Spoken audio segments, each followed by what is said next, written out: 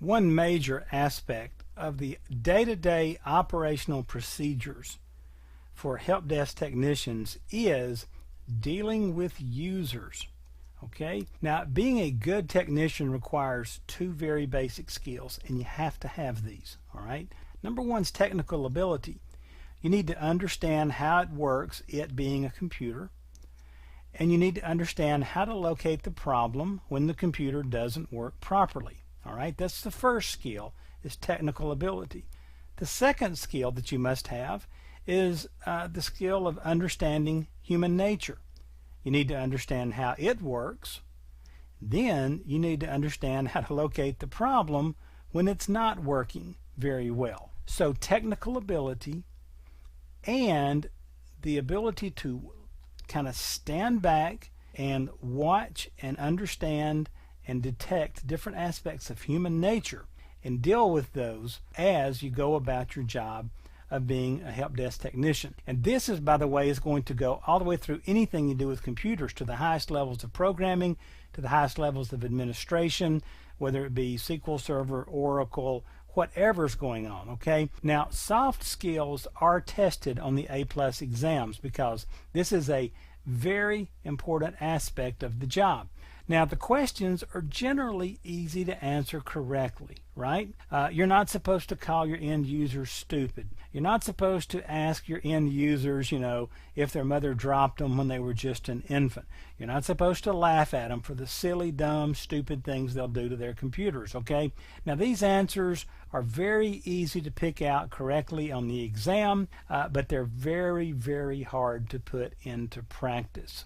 All right, and we'll talk more about these later. But do not overlook these skills, because out there in the real world, the only difference between a good tech and a great tech is often the ability to deal with the end users. When you deal with an end user in the right way, you invoke confidence.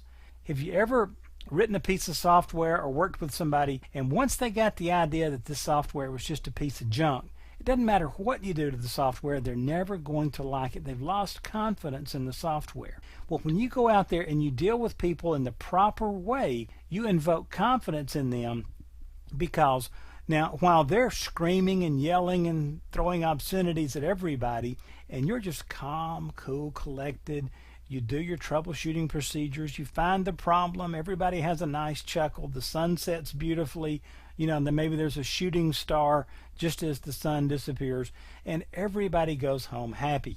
You invoke confidence in those end users, and they'll say things like, man, Mark just does not get shook. He just comes in here and figures the problem out, and he stays calm, and he doesn't scream and yell at the machine and slap it. He just goes step by step and he cleans it up.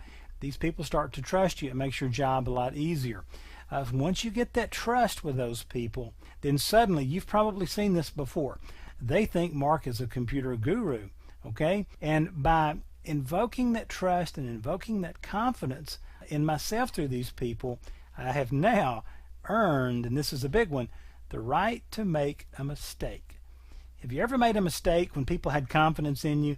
And they'll tell you, well, that must be a very complicated thing, because if Mark couldn't do it, it must have been really messed up, because he knows what he's doing. I have total confidence in Mark, and so what? He made a mistake. Everybody makes mistakes. They'll overlook them. If you make them mad, if you lose their confidence and you make the smallest of mistakes, they want somebody else out here. They want somebody, whose brain is working. They want somebody who knows what, can count to 10, all those kinds of things. So dealing with users is a very, very important part of your job. Don't overlook it. And we're going to talk about dealing with difficult users in a separate video.